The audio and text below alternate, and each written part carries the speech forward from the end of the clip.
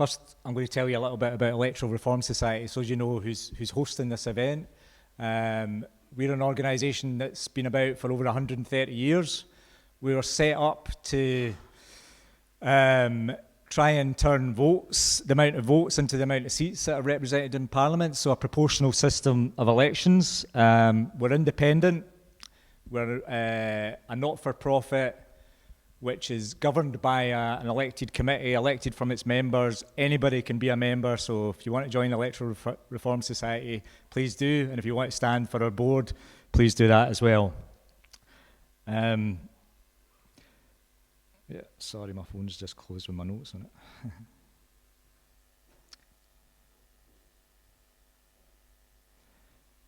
Yeah, so we've been campaigning for about elections for a long time and studying them. And I think something that we've learned is that while good elections are necessary for a good democracy and we think a good society, much more is needed. One idea of democracy is that it's about representation and the election of those representatives. And I think the founding fathers of America had a big part to play in getting these ideas out there and generated. And I'm glad to welcome my colleague Rob Ritchie from Fair Vote USA to Dunfermline and to the lecture tonight. As the birthplace of Carnegie, we know we've got long-standing connections with the US. And I think while those ideas of representation and elections to representation are very important, those ideas of the founding fathers, and they've taken us a long way in the ideas of democracy over the last centuries and decades. Just as important is to understand that democracy is about the redistribution of power.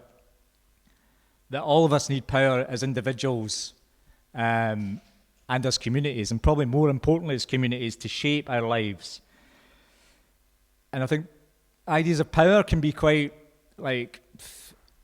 theory-based and difficult, but returning to the US again, the best description I've heard of power is the ability to stop bad things happening to you and your community, or the ability to make good things happen for you, your community. And unfortunately, I think elections are vital, but they're not enough to share that power in that way so that communities feel like that. So with that very broad idea of democracy, ERS have started these annual lectures. This is the second one. The first one was in Glasgow. Professor James Mitchell gave it around about this time last year. Our second annual lecture is to be given by Lesley Riddoch. Now, I'd say Lesley is a vital force in Scottish public life and politics. She once described herself as a stone thrower. She is that and much more. She throws her stones to make us look at things that need to be looked at, and she throws her stones at things that need to be broken. But even more than that, she then goes on to describe beautifully those things that might replace them. Her books with titles such as Blossom and Thrive, that's one here, give examples of where people have been able to take power for themselves, created good lives and good societies. So, Lesley, I hand over to you. Look forward to your lecture. Thanks. Thank you.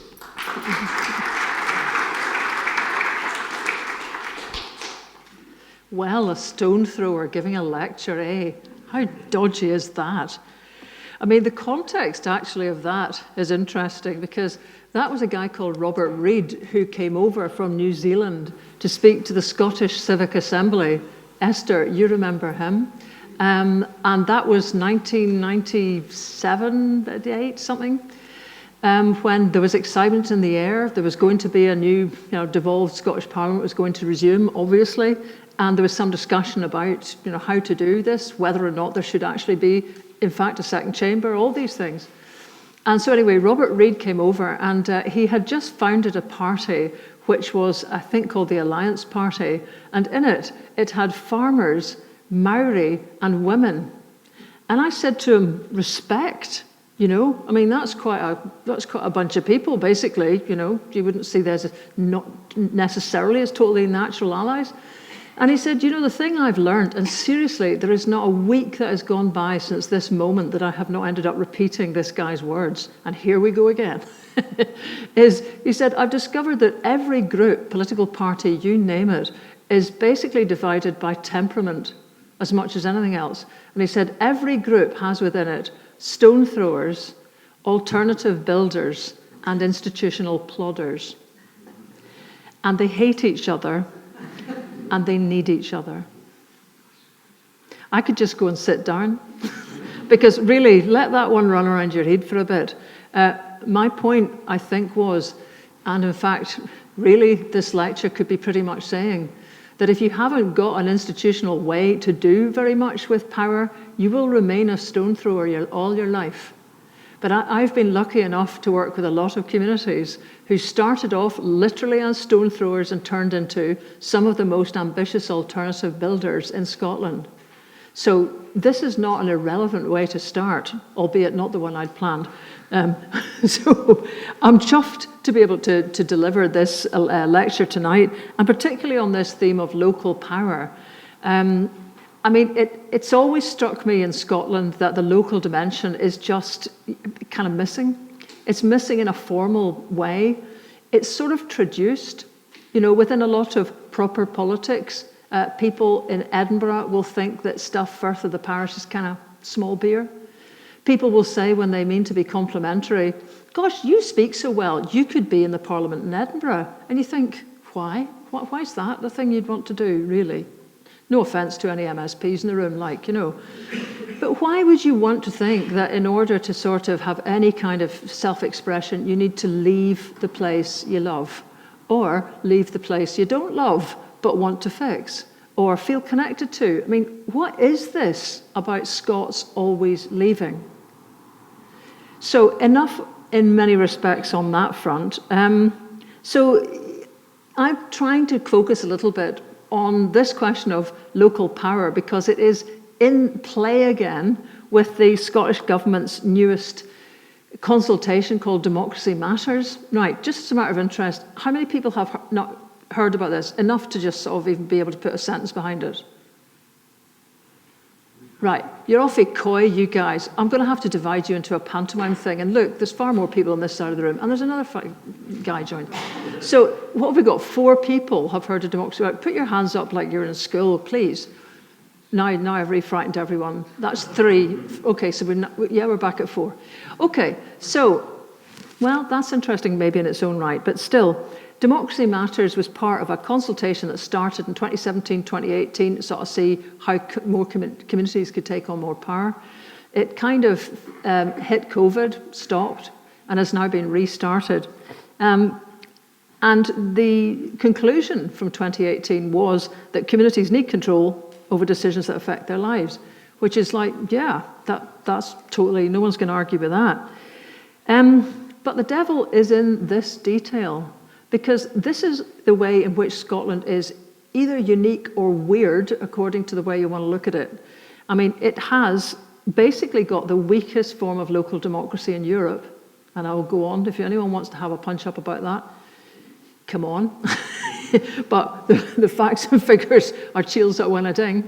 But it also has the strongest local democracy because of all the volunteer trusts, funds, and indeed community partnerships that I think is thriving in Dunfermline. All the volunteer effort that goes in is actually almost unparalleled in the rest of Europe.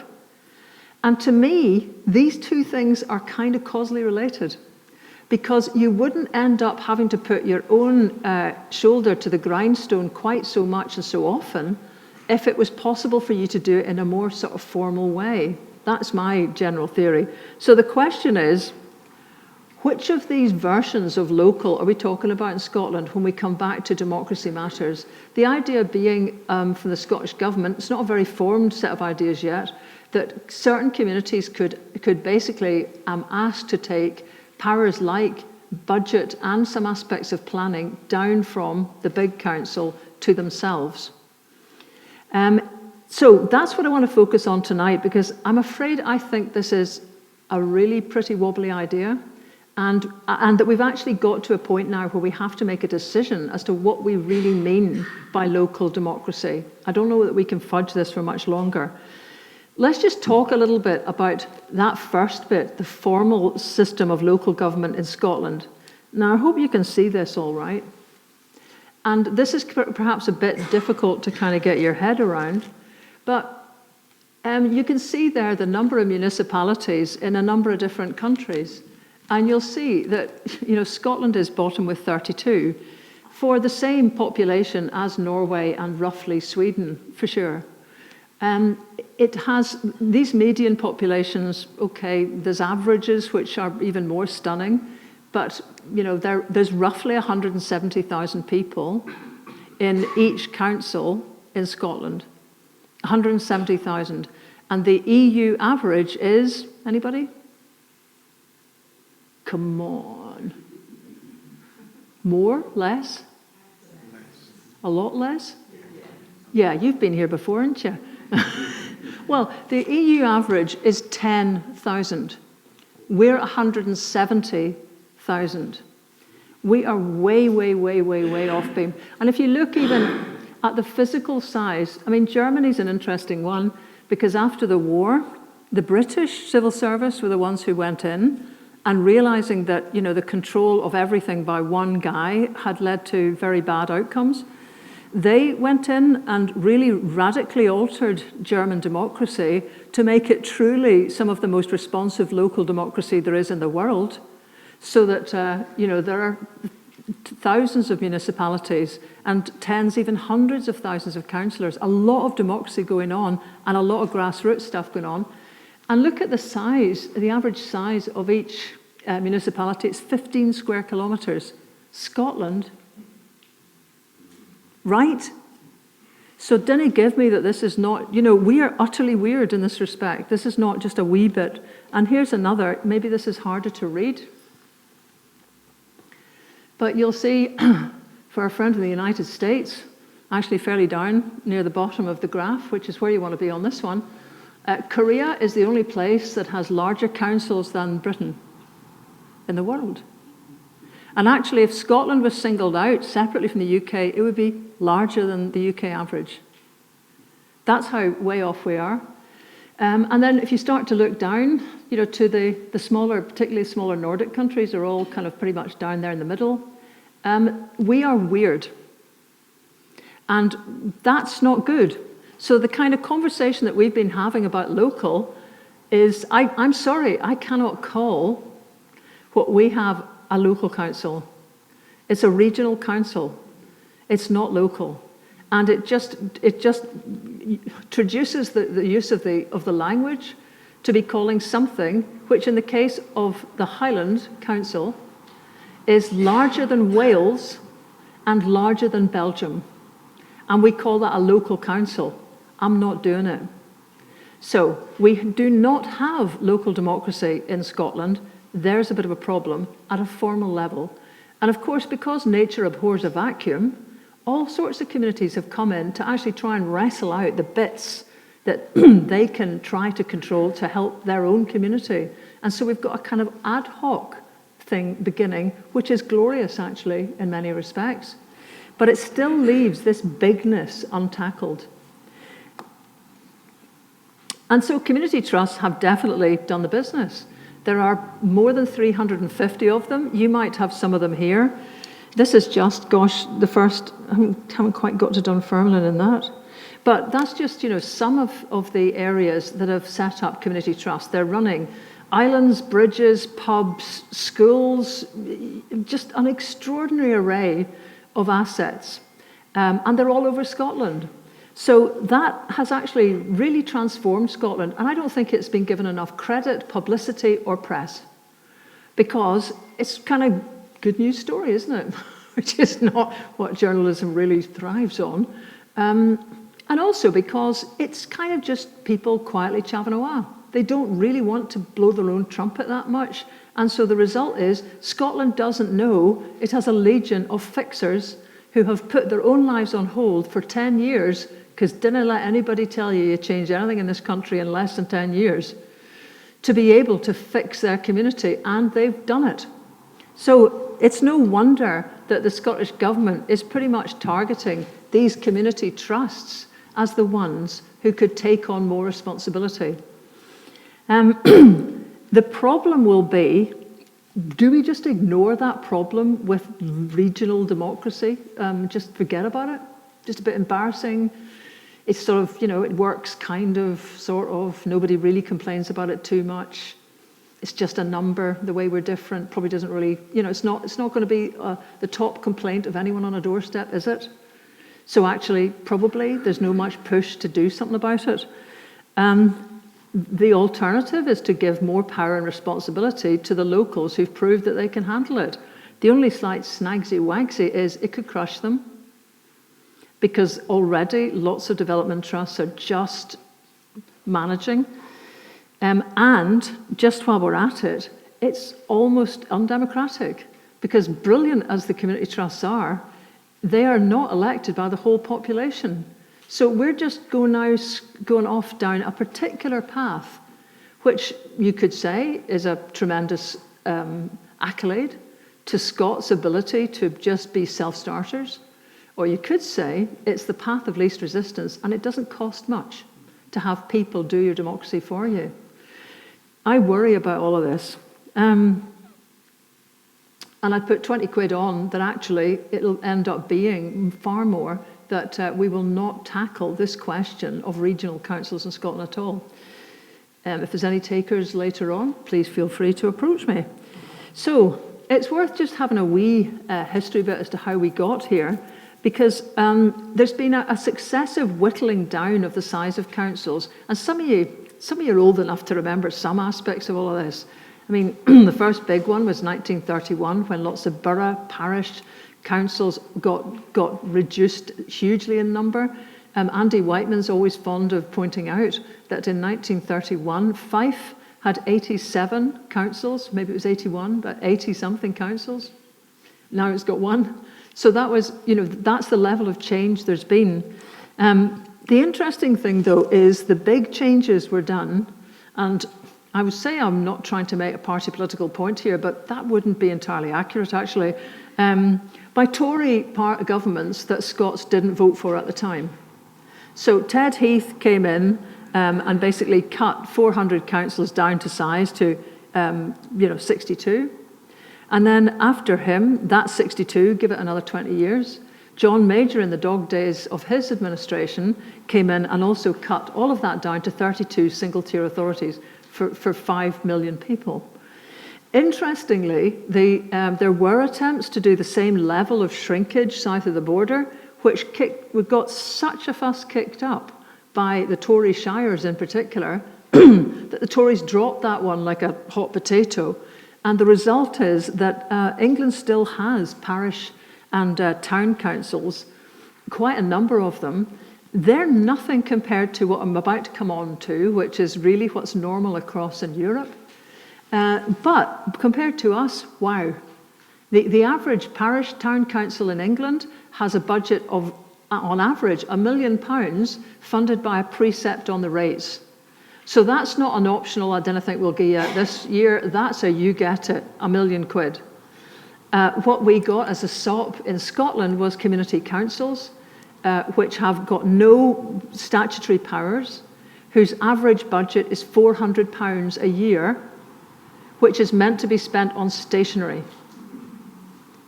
It's shameful. And, there'll be community councillors in the room here. I mean, I salute your indefatigability, as the wee man once said, because, it's hard to know what you can do. I remember there was a stage when Grangemouth Council picked up a request from Falkirk, big council, to scope out what developments they thought they wanted and housing and so on for the next something like 5 years. They did that. They spent quite a lot of time doing it. They submitted it. Falkirk, I think, paid no attention at all. And the only thing they could do to register their absolute fury was to dissolve the community council. Come on. Is this where we are with stuff? That this is all you can do, pretty much, to sort of register local just being irrelevant in Scotland? So this is not good, how we got here. There have been attempts to have a look at this structure. The Jimmy Reid Foundation came up with this very good report in 2010. Then in 2013, there was a quite surprising contribution by COSLA, the Convention of Scottish Local Authorities, which everyone seems to have conveniently forgotten, called Strengthening Local Democracy, as I recall. But it looked quite seriously at all the problems I've just been outlining to you, and it came up with this really quite staggering assertion, which is that Scottish local democracy has been dismantled, essentially by them, by the whole shooting match of our formal democracy. And there's a great phrase there at the bottom, that, which has really come right off the bottom, sadly, that basically, look, democracy in Scotland has been hollowed out over 50 years by these various moves to just remove the local domain. And that we were just talking about was really because there was a go-getting President, David O'Neill, at the time, who put a lot of his own personal capital into that. You may remember 2013, 2014, kind of busy for other things that year, you know. So it sort of dropped off a bit, waiting for that to be resolved, and it never dropped back on. All it takes with arrangements that look quite good or people that seem quite progressive is that they leave. And that's what happens when you haven't got entrenched powers that don't go away when a person does. So COSLA were essentially at that point turkeys voting for Christmas, because what they were recommending was at least 100 councils in Scotland. That's 3 times more councils than currently exist. So they were really calling for their own councils to be broken up, and nobody picked that up, nobody. So there was particularly focus on Highland Council. You'll know that perhaps that at the last election, local elections, the SNP stood on a platform, again, of breaking up Highland Council. That hasn't happened. This was actually 2015 when this debate first was had. It got shelved, nothing happened. There are area committees, but, you know, nah. So we're not getting anywhere with this, and that's a shame. And it feels a little bit that because it's too scary bunny to begin to move on this massive elephant in the room, which is the lack of genuine local formal democracy, we've moved instead to sort of shift attention to the one thing that's moving, and that absolutely is people power and community effort. But we're now getting to a stage where this, I think, is getting weird. Now, as you may know, I spend a wee bit of time kind of nipping backwards and forwards to the Nordic countries. I'm a director of a policy group called Nordic Horizons. We've taken about 70 speakers over to Scotland from all the Nordic countries in the last 13 years. And I've done some films about these countries and a PhD. You know, okay, I'm obsessed. It's true. But what you discover when you really begin to look at this is how different the conception of community is. Because in Norway, community means municipality. It means a small municipal, it means Dunfermline Council. In any other country in Europe, you would be Dunfermline Council. So that's what it means there. So when people talk about enabling the community, they're talking about really a formal structure that's, to our mind, ultra-local. Not to theirs, it's just fine. In Scotland, community means volunteers. It means people who are going over and above, and it's usually done out with all the aspects of formal democracy.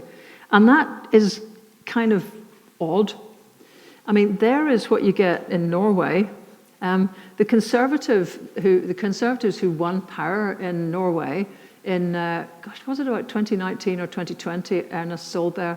Anyway, her government decided that there were far too many municipalities in Norway, and it was time to rationalise them. There were at that time, I think, 446. So she decided to ask for voluntary mergers. Nobody volunteered. So she then went for compulsory mergers. Bad idea. So a couple of places were compulsorily merged. Her Conservative government was chibbed out of office pretty much at the next opportunity, and very much this question of trying to mess with the small municipalities of Norway was to blame. So at the moment, there are about 400 municipalities because the people who were forced to merge are now unmerging again. So they'll probably be back to full strength. But the point is, look at that. I mean, that's just southern Norway, because you kind of get the whole thing on one map, such a huge country it is. But there's 400 small municipalities. The aim is that you should never be more than half a day's travel from your HQ, and generally much, much closer than that. And for any of you who've been in Argyll and taken, 2 days, 3 days, hey, knock yourselves out, or the Western Isles and sort of, there's bad weather so you get stuck away home for a week, or Highland, where we were just talking about my friend Jean Urquhart, who used to run the Cayley place. She was vice convener of Highland Council. I used to come and stay with her sometimes and would find her asleep in the car outside. What has she been doing? A tour of her ward. Her ward is the largest in Britain. It's, again, it's about the size of Luxembourg. So, not okay. And the question to me is, what is that saying to us and about us? Because what the Norwegians did was they passed law when they were still essentially a devolved parliament, technically under the rule of the King of Sweden, where they insisted that independence to them meant independence from Oslo. It meant living independent lives. Self-government meant self-government where you live. It didn't mean self-government, they got there in 1905, and I would humbly suggest, for those of you who are interested in independence, that the inability to model the idea of self-governance at a local level is a major obstacle to being able to think about it for your country. But anyway, these guys passed legislation to make sure that Oslo would not be able to take away these municipal powers. So that's what you get from people who consider themselves capable and who are regarded by their own government, successive governments. Nobody except the bold Ernest Solberg ever thought to change this. Successive governments in Norway think their people are capable enough to run it. And you can tell because of that. The proof of the pudding is in the division of the country. And what does 32 councils tell you about Scotland? You're not trusted.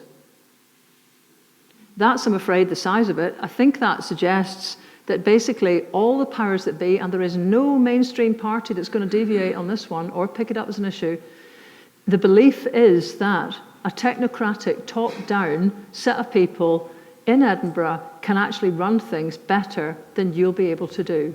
And that's even despite the proof of all those 350 community trusts, not a single one of which has gone bust. Every opportunity people have had to prove themselves, they've done it with gold stars. But that's not enough. So why? What gets me is that Scotland's communities are almost having to prove themselves innocent. You have to prove yourself and your set of people able to run stuff. It has to happen one by one instead of a general judgment being made that actually we're grown-ups and we could probably manage things. And it'll take 25 years probably before they really think that you're kind of up to it. That's where, the big buyouts have been, 25 years now. That's not okay. The big buyouts like Eigg. Now, I was a trustee of Eigg. This was a long time ago. A picture of Keith Schellenberg, the late Keith Schellenberg, and of Dean, actually, who was a canoeist who canoed over for the massive party there was on the 12th of June 1997, when the people of Eigg bought the island. And by gum, was that some party, went on for days. Anyway, Dean kayaked over and basically never went back. He met a lassie that night. The rest is history. That's his daughter. And amazingly, Dean is able to stay and live on Eigg because of some of the clever things that the people managed to do the second they had control. One of the most clever things they did was that they gave plots of land for free to young people to build houses on. Now, these were not actually for free. They read the rules. They may be old hippies, but they can read the small print, right? So what they did was they gave the land with deferred payment, so that if somebody built a house and then sold it on the open market, At that point, they would pay the full cost of the land back to the Isle of Eigg Trust, who would give it to the next folk. Is that not genius? And that's why a kayak instructor can have a 2-bedroom house on Eigg for 40,000 quid. This was also what happened at Eigg Electric, massive change. Everybody used to have diesel generators back in the day. You would go past people's houses and you'd hear the hum of the diesel, polluting, expensive, cumbersome. Some attempts at homemade solar panels. But after the buyout, they put together Eigg Electric, which is an off-grid combined system of hydro, solar, and wind. And this together, given that there is quite a lot of water when you want it in the winter, that pretty much does Eigg. So it has no cable to the mainland. There are still a few diesel generators as complete fallback, but they are basically rolling their own. And there is that miracle. That's not Dean's house. That's one of the other houses made by the kids who are the kids of the buyout generation, who, unlike almost everyone else's children, perhaps including yours or your grandchildren, have got no option really to live anywhere near you, but are leaving home. Now, this is only because these guys took control, kind of really 100%. They're almost operating like a little Eigg council there, because they took every bit of power they possibly could to do big changes to the demographics of that island. And there were so many naysayers, I can't tell you, so many. People sort of saying, you can't possibly, they use local wood. And the saying is, you can't use local wood because it's poorer quality than Nordic wood, because anything that grows up in the Arctic takes so long to grow that it's very dense, it's very good for construction, therefore. And so that's why you want to get really construction wood from the Arctic. But all these guys did was just double the size of the beams. Okay, it's 25 years, nothing's fallen down yet. They're there. They're living. They're having children. 25 years, 2-bedroomed house, 40,000 quid all in. That's worth having that control. And sadly, practically nowhere in Scotland has copied this. They've then gone from strength to strength. I was there a couple of years ago. This is Tasha, who is the daughter of Wes and Maggie Fife. And Tasha just kind of noticed that most of the trees around the place were kind of Terry Wogan Sitka spruce. Most of you'll know that kind of variety, stuck up to get the subsidies. And it wasn't the old broadleaf native woodlands of the history of Eigg. So she took it on herself to start collecting the seeds. She got a lot of other young women in the island particularly interested. I met a very renowned DJ called Dolphin Boy on Eigg in the middle of this about 4 or 5 years ago, and asked him what he was doing on Eigg, and he said, decupping 3,000 acorns. Everybody who came in was pulled in and just given a job to do to get these for us, and they've produced something like 30,000 saplings, which they've donkeyed up the hill and planted. So they've done this themselves. Sarah Bowden, who's there on our fabulous kind of quad with her bairns and her frisky dog, this was an area of Eigg known as Grulin, which was cleared in one night, practically in the 1870s, I think, when a tenant farmer came onto Eigg at the landowner's bequest. And his condition was that he had to have the whole of Grulin, which was a particularly fertile bit of Eigg, to run his sheep. I mean, there were people there. There'd been people there since 3000 BC.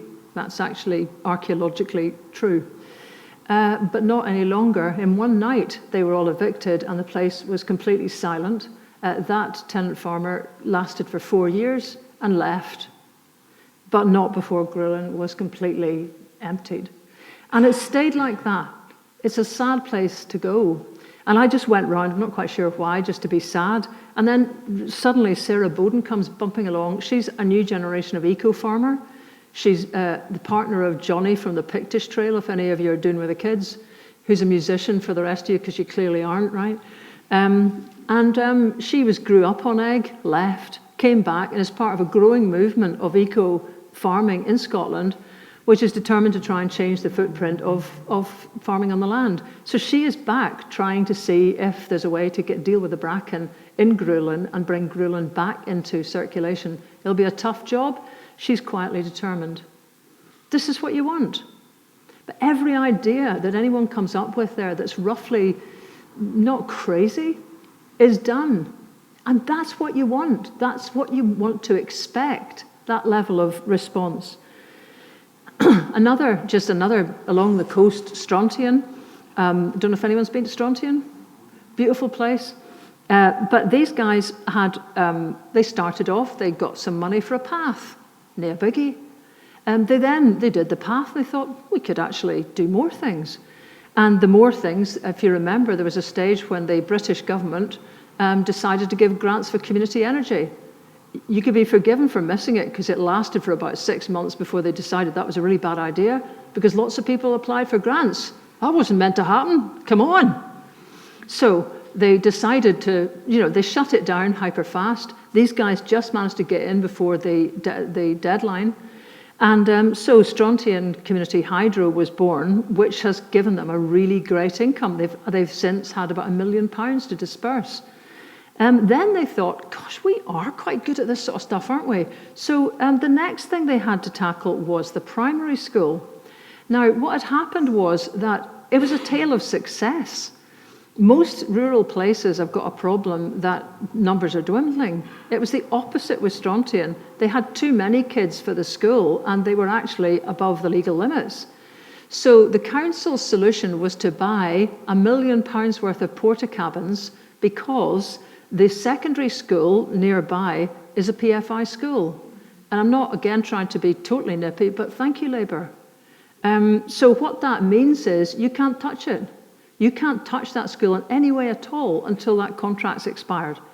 So the obvious thing to do was to build a new primary onto the end of the secondary. You can't do it. So you had to wait for 10 years of porta cabins. That was Highland Council's solution. So the perky people who'd just come through the paths and the community energy and the whole thing said, here's what we're proposing. You give us the £1 million you just spent on porta cabins. We'll build a primary school in the shape of 4 homes, which when you finally get 10 years down the line, will turn into affordable homes for our community. It's just, yeah. So happily, Highland Council didn't get all kind of antsy and, we didn't think of it, so we're not doing it. So they did. They did that, and there is that school. This, again, is what you would want to see happening everywhere, is this level. And this is simply because of the level of absolute commitment that, it's not just a question of stopping bad things happen. You want to be able to really shape the future. It's your kids, it's your school, it's the number one thing people will get motivated about. But they had to do it all themselves. And the question is, why is it taking local groups pretty much holding the sky up to make a lot of these things happen? Because what I've found is, if you look around at our particularly Nordic neighbours, the same kinds of things are happening, but it's local councils that are doing the heavy lifting. Now, since none of you have been to Strontian, I'm guessing you won't have been to the Faroes. Yeah, one person's been to the Faroes, right. These are plucky people, let me say. They're living on 18 absolutely rock-like islands with very little growing on them between Shetland and Iceland. They have 55,000 people and they have 30 councils. Now, just a little moment for that to run around your brain, okay? Scotland, 5.4 million people, 32 councils, admittedly quite a lot of traffic lights. The Faroes, 55,000 people, 30 councils. And, the way that these guys, there's lots of things that work in the Faroes really well. And this is the beauty of seeing something that has many levels that basically reinforce one another. So, for example, the Faroes has the world's fastest mobile broadband. And I'm glad you're all sitting down because it's a shocker, the way they got it. The Faroese government told Faroese Telecom to do it. You know, none of this kind of tendering nonsense and going around in circles and all this kind of nonsense that happens here. They just actually did the job. So they have 30 councils, and that is quite extraordinary. That's where they are, just in case you're sort of, you know, losing the idea of where they are. They are a periphery. And I want to focus on one island called Suðuroy, which is, as the name suggests, the southernmost island, which is a periphery within the periphery of the Faroes. It's the one that's furthest away from Tórshavn. It hasn't got a tunnel. The Faroese are great for their tunnels. It will soon have a tunnel, but they're the last ones to be connected. And Suðuroy, although it used to be really a very populated island in terms of the Faroes, has been absolutely going backwards for many, many years. There it is. Now, you might think to yourself, boy, I would quite fancy a kind of weekender or something. Would you live there? I mean, it's a tough-looking place, isn't it? I mean, it's like one of the Shetland Isles, but tougher. So anyway, Suðuroy has got a number of municipalities on it. I think from memory, that place has got 5 councils. One of them has 84 people. And they need to wait for the 3 councillors to get back from fishing because they're all on different boats. And you start to think to yourself, this is like Mickey Mouse stuff, this is crazy. But the point is that what they do is, they don't commission, I don't think they have a single employee. They don't commission services directly themselves. But what they do is, they have political control over what happens in their neck of the woods. They commission services from the next big council of, glad you're sitting again, of 1,000 people. Our average, 170,000 people. So, you know, they'll negotiate with the next guys for the services they need, but they keep political control, and that's very important to them. And kind of here's why. One of those councils is a place called Vágur, and it was going nowhere fast. It had lost population over the last 70 years, almost half of its population. And what it had going for it, however, was this extraordinary young man called Paul Johansson, who actually is a brilliant swimmer. And he had won all these medals at the European Championships and has gone on to win Olympics. But at the time, there was a commentator who was sort of astonished that this kid was basically doing so well, despite the fact he didn't have a pool to practice on at home. So he had said, just as a piece of commentary, which of course the whole population of Vágur, 1,700 people, was listening to, because this is their boy, right? And the commentator had said, build that man a pool and name it after him. And they thought, you know, we will. So this is what they actually did. They got, first of all, they got the land essentially donated by a local because, you know, it was for their municipality, so they got that very, very cheap. They then started to get the building together. They were able to create local jobs by doing the building, but the much bigger thing was the volunteer labour. I was speaking to people who talked about how difficult it is to do those navy lines up the middle of swimming pools when you're not quite sure, you know, whether it's straight. But they did all that, and there it is. They opened that, I think, in 2015. Paul's Hall. It's the biggest swimming. In fact, it's probably the smallest town with an Olympic-sized swimming pool in the world. They claim that. Nobody's come arguing with them yet. And it's really changed their community considerably. What that's made them think is that they will inevitably lose people, you know, at a certain age to university, to going away, you know, fair enough. But what they want to have done is created such a good experience of being young in Vágur that you come back when you have your own kids. And that's what's happening. They've built on it. What they've got now, they've got a sports high school, only ones in the Faroes. They've got a multi-sports hall. Again, you know, they're on their own practically with it. They've got, I do love the precision, 485% more visitor accommodation to cope with the influx of young sports people, families and tourists, because people are coming from other bits of the Faroes and beyond the Faroes now to their school because it's got such a good reputation. And this is the kind of words of the mayor who made this happen, Dennis Holm. And he says of the whole thing, he says, the more remote you are, the more power you need locally.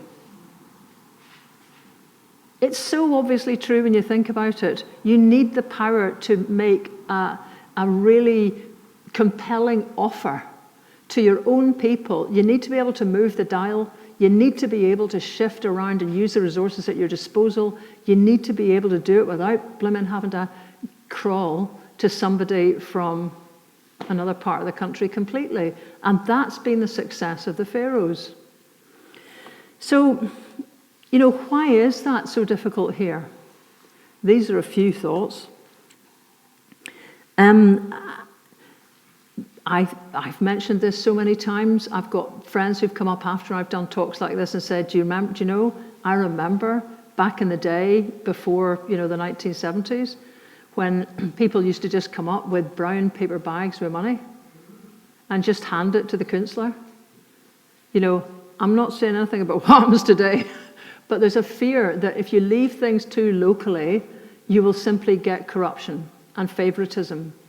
Now, to me, an answer to that is simply that we would have to be a different species of human to the rest of the whole of Europe to have a much bigger problem than they seem to have, point one. And point two, I'm not sure that in many places in Scotland we've ever had the vigorous local democracy that we're needing now. What we had in the old days was a mixed bag. So, for example, back in the last century, Roxburgh Council, the convener for 20 years was the Duke of Roxburgh, dancer. For another 20 years, it was his pal, the Duke of Buccleuch. Sweet. I mean, so these guys could be your landowner, your landlord, your employer, your feudal superior, and they ran the council, and we called that local democracy. Now, on the other hand, we had some great examples. The great Tom Johnson, who was a fabulous Labour Secretary of State, without whom my family in Caithness would still be on tilly-lamps because he brought power to the Glens and used the Second World War to compel reluctant landowners to finally give over land to hydroelectricity, which meant we were only by then 80 years behind Norway on this one. And it allowed people who lived in Wick, which is my family came from, to finally get electricity in about 1945. Now, Tom Johnson started life as a councillor in Kirkintilloch, and he was a wee gem of a man. He started up the Kirkintilloch Municipal Savings Bank, which gave any of the punters that saved with it 0.5% more than any other bank for their money, so that was good for them. It then lent to the council at 0.5% less than it would be needing from any other bank. So essentially, the people's money was being used to go into the council to finance services for the people of Kirkintilloch. So they had funded some of the first public swimming pools. They still have a municipal goat herd. There's all sorts of great things around Kirkintilloch that are a legacy of that municipal era. And there'll be people who are more expert, I know, in this room than I about the fortunes of the Labour Party, but it was a very municipal party up until the Second World War, when a command structure took over, I think, pretty much as a function of the experience of war, so that you ended up with a very different kind of outlook and party afterwards. Whatever the reason, that small, powerful municipalism that Tom Johnson really championed seemed to just die a death. And everything became big is beautiful. Everything became, if it was bigger, it was easier to control. So these are some of the reasons that are not really good reasons. They're not good reasons. They can all be challenged. No one is challenging them because we're all looking the other way. And again, we need perhaps some answers. Why did I do so much writing here? Because it's very hard for you to read all of this. I just feel like I want to say, I'm not sure if I'm coming to this or not. I am, indeed. Sorry, this is a badly placed slide. We'll have to work through it and live through it together. So I think the problem is, it seems simpler to just forget about the mess of local democracy and just concentrate on community groups. But I have spoken to so many development trusts before I did this talk. I'm not speaking on behalf of development trusts because they're too various. They can say their own thing. There's 350 of them. I'm not that gabby. But having spoken to quite a few of them, the level of compliance that is expected from them is unbelievable. You know, the kind of stuff that they're having to do to just make sure that they correctly employ a part-time bus driver, the compliance that's required in all of that from locals, volunteers and amateurs is the same that has whole kind of HR departments running in the Scottish Government or in councils. So they cannot handle any more responsibility without having some core funding. They also tend to go from year to year, just looking for a project here, for another year's income there. This is not the way, you know, how would you run local democracy like this anywhere else, except in Scotland, where we always cobble things together and just make do, you know? So that's, I think, a real problem.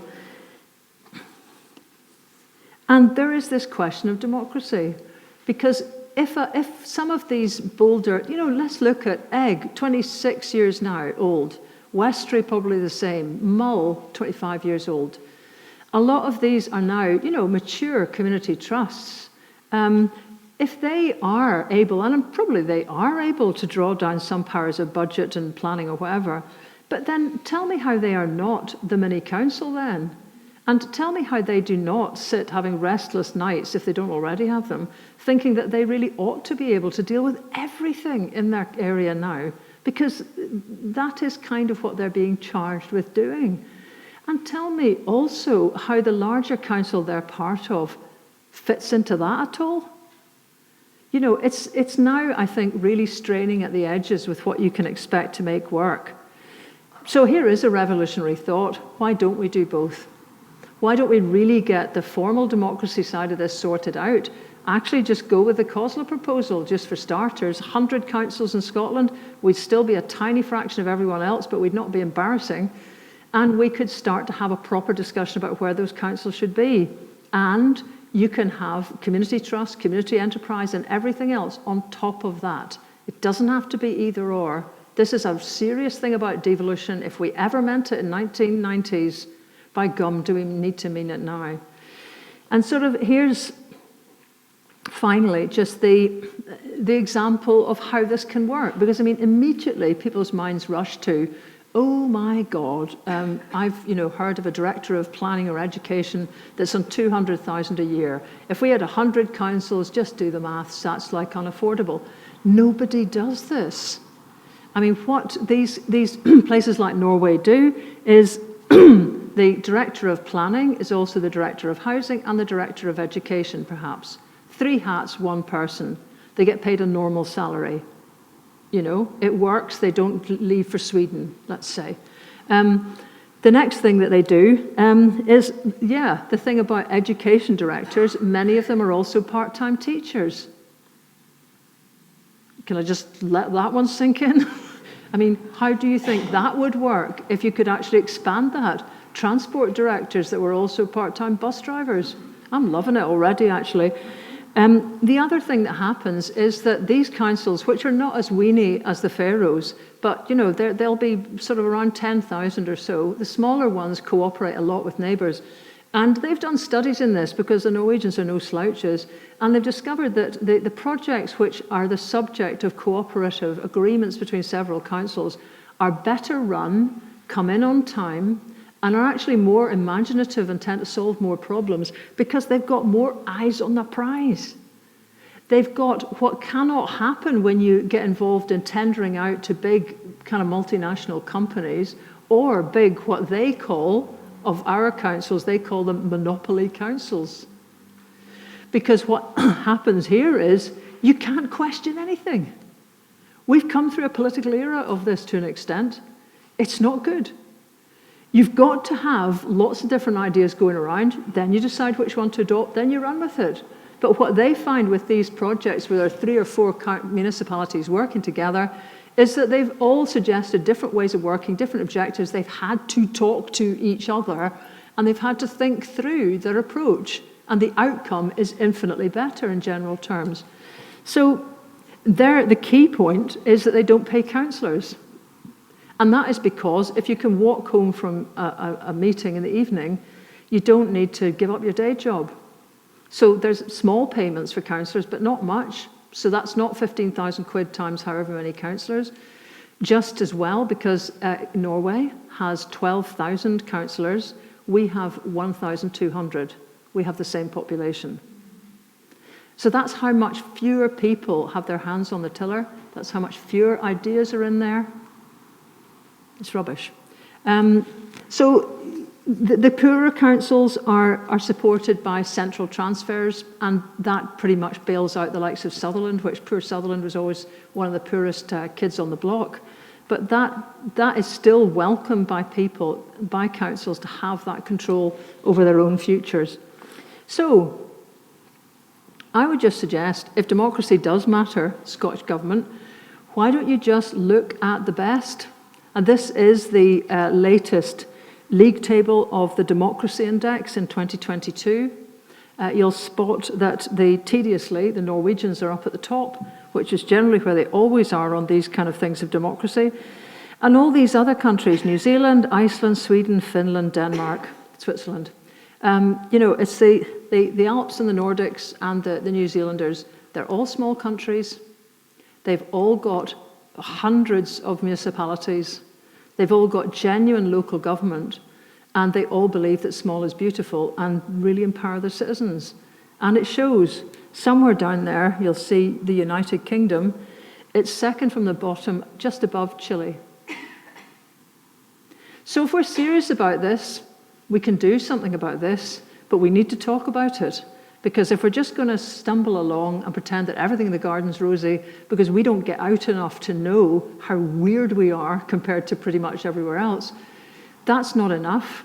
And the big worry to me is that the community trusts that are working at the moment, which are tremendous, a lot of the partnerships that are happening, could just, that prospect that they could just draw down some much wanted planning control or budgetary control, that could just be the last straw actually for a system that was never designed to be a substitute for democracy.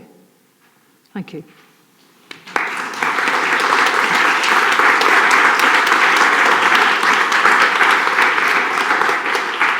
Thanks, Lesley.